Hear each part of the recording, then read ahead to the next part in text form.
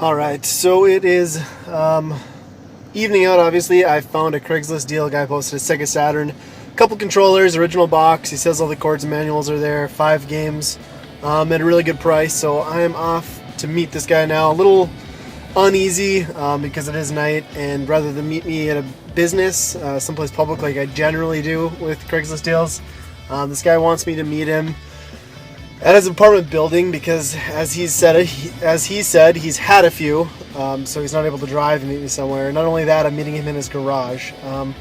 So slightly sketchy, but I live in the upper Midwest, so I'm not too likely to get stabbed or shanked out of this deal, but could be interesting. I will check back in with you after the deal goes down, unless I do get stabbed or shot, in which case, thanks for watching my videos, I guess.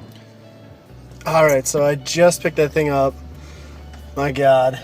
Like, exactly the type of seller I'd expect to find on Craigslist. Guy out in his garage, beat down frickin' vehicle that he must be working on. Him and the old lady are drinking Natty Light, smoking cigars like they're going out of style. I feel like I just inhaled secondhand a good pack.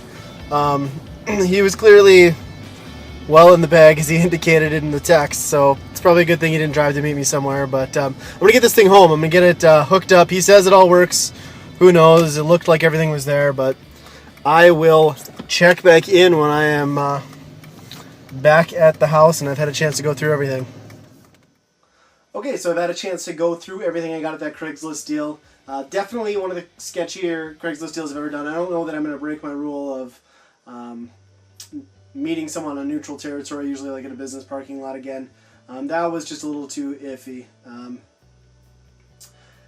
It was definitely uncomfortable. I'm glad it worked out, but I definitely don't need to do that again. So this Saturn bundle, I don't know what Sega Saturns sell for, everywhere, but in my area, unboxed, just the system Saturn, is about $40 at your pawn shop or retro game store. Usually on Craigslist, people are trying to get $80 to $100 for them, which to me is just crazy. I got everything you're going to see here for $50, which seemed like a good deal because the system is boxed. So starting off, I will show you here. I got a boxed Sega Saturn. The box here is in actually really good shape.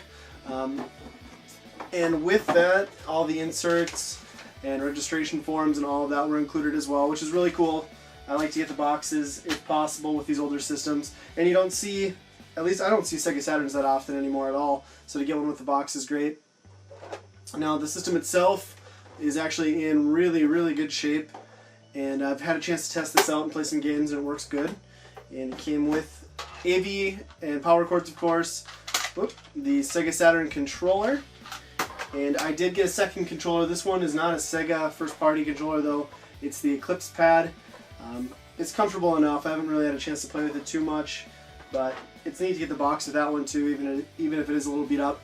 Now in total with this bundle I ended up getting 5 games also, and the first one is the pack-in that you were able to get with the Sega Saturn. For a while they were bundling this with the system purchase, and you got Virtua Fighter 2, Virtua Cop, and Daytona USA. These all come in individual dust sleeves in here, and they do have their instruction manuals and everything. The only disappointment was Daytona USA. It's got a little scratch on the back of the disc, and it was kind of dirty when I got it. I cleaned it up a little bit. I can get it to start playing, but it will reset after I get to the track selection. I'm thinking I can just get that buffed out, resurfaced for a few bucks, and it'll work just fine, which is great because that's the game I was looking forward to most. I used to love that game in the arcades back in the day. And then next up, not too exciting of a game. It's Pro Pinball for the Sega Saturn, which is about what you'd expect from a video pinball game. The only thing that I find a little bit strange is as far as I can tell, this has only got one pinball table included in it, which seems a little crazy considering how much room you've got on this disc. But it's an entertaining enough game for what it is. And then the last game is the Need for Speed. This is the first in the series. Not a huge fan of this one. I really didn't get into the Need for Speed series until Hot Pursuit, but considering when this came out, I guess it's pretty good. The in the cab view is pretty realistic, given the age of the game, and it does handle pretty well. It's just not the most exciting racing game. But that is everything I got with this Sega Saturn bundle. So thanks for watching again, as always.